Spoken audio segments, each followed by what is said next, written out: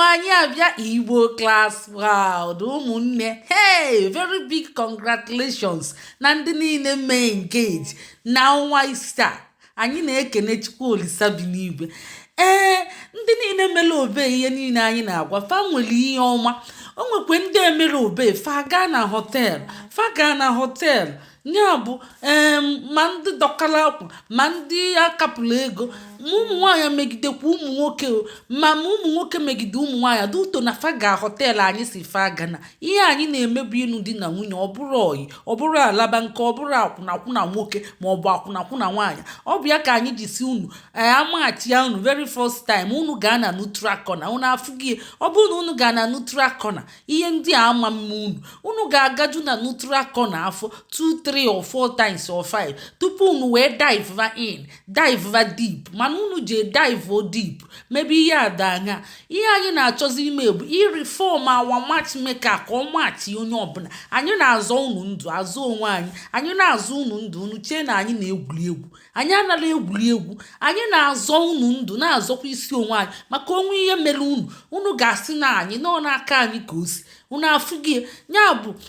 ihe niile anyị na-eme kịta. Anyị reform cha anya ihe unu ga-eweta bụ ịmara proof of address unu, proof of identity, proof of ọrụ, proof of age. Maka onwe ndị na-asị eluzie ihe ahụ asị na fabụ ọ bụ ozi ihe asị na fabụ ka fabụ.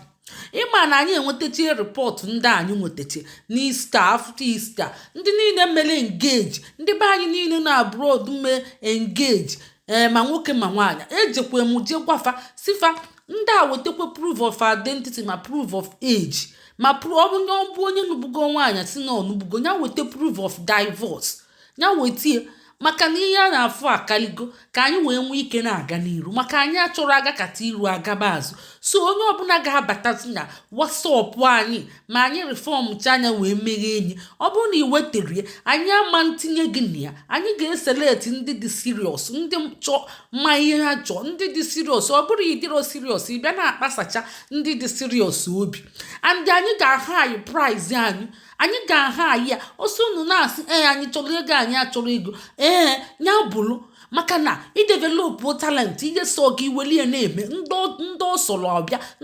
abịa ihe na-anọ na kọna na-criticize mmadụ na talent o developụ nya ọ bụrụ na ị na-eti egwu maọbụ na ị na-eme kọmedi maọbụ na ị na-eme ihe ọbụla ị na-eme isi na ya na-enweta ego na ya n'ọka ịkwọcha aka tinyela ọkụkọ akụ nwanne m ọma mme ifugie ya bụ ọ bụrụ na ị na-ewe isi mmadụ bad na enweta n'ego na-ewe isi ya bad n'ihe ọ na-eme ya bụ aja jukwa akpa gị. Ndị niile na-ewe isi bad na-asị ya na-anakwa ego aja jukwa akpa gị ebe ahụ gị kọmọnsi m n'iru pụọ ọsịsọ nweta gị ebe ahụ ife ihe mmemme gị dọmbi nsị lie nsị. Ọ bụrụ gị ị na-eme skit maọbụ na ị na-eme content creator maọbụ ihe ọbụla ị na-eme ma ị na-eti egwu ma ị na-eme comedy ma ị na-eme nke ọbụla eme ọkwa unu fụ anyị ga-reform ihe a anyị reform chanya so ndị dị serious ga-abata na WhatsApp group anyị ahụ maka na a na-enye unu ihe free na-efield unu free unu ada eme ya appreciate unu si don for corner na-criticize na-eme ihe soro unu ya bụ unu nwa bụ ndị enwere ji unu na-azọ ana ndị ji a na-akọnye